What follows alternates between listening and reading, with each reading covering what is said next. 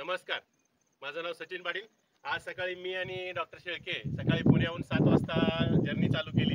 केंजळगड हा सातारा जिल्ह्यातील फोर्ट असून त्याला व्हिजिट द्यायची। तर या किल्ल्याची वैशिष्ट्य असं आहे की या किल्ल्याचं जे लोकेशन आहे ते हे एकदम सेंटर पॉईंटला। या किल्ल्यावर जवळपास 12 ते 13 गड दिसतात, जसं की कमळगड, रायरेश्वर, नंतर पाचगणी, महाबळेश्वर, प्रतापगड, लिंगाणा, असे भरपूर असे 12-13 किल्ले दिसतात।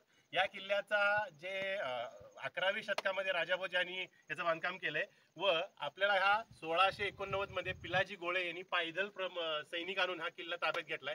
त्याच्यानंतर औरंगजेबनं 26 वर्ष हा किल्ला घ्यायचा प्रयत्न केला, पण त्याला काय तो जिंकता आला नाही।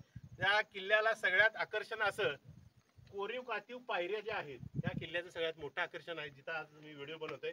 तर प्रत्येकाला विनंती करतो या किल्ल्याचं दर्शन एकदा घ्या आणि मी डॉक्टरला हँड ओव्हर करतोय। नमस्कार। जसं साहेबांनी आत्ताला आपल्याला व्यवस्थित एक्सप्लेन केलं, अतिशय सुंदर किल्ला। आणि आज पावसाळ्याचे दिवस आहे, ऑगस्ट महिना आहे आणि भोर तालुक्यापासून अगदी जवळ पुण्यातून 70 किलोमीटर हा किल्ला आहे आणि जमिनीपासून साधारण 4200 फूट उंच आहे। परंतु बऱ्याच वरपर्यंत गाडी आपण कारनं येऊ शकता, त्यामुळे ती उंची आपल्याला तेवढी जाणवत नाही। परंतु जे लोक खास ट्रेक करू इच्छितात त्यासाठी एकदम आयडियल ही ट्रेक आहे। त्यामुळे जास्तीत जास्त लोकांनी ह्या ज्याला अपरिचित किल्ल्यापैकी एक जाणलं जातं या केंजळगडला, याच्या बाजूलाच रायरेश्वर आहे, अगदी समोर रायरेश्वर दिसतो आपल्याला।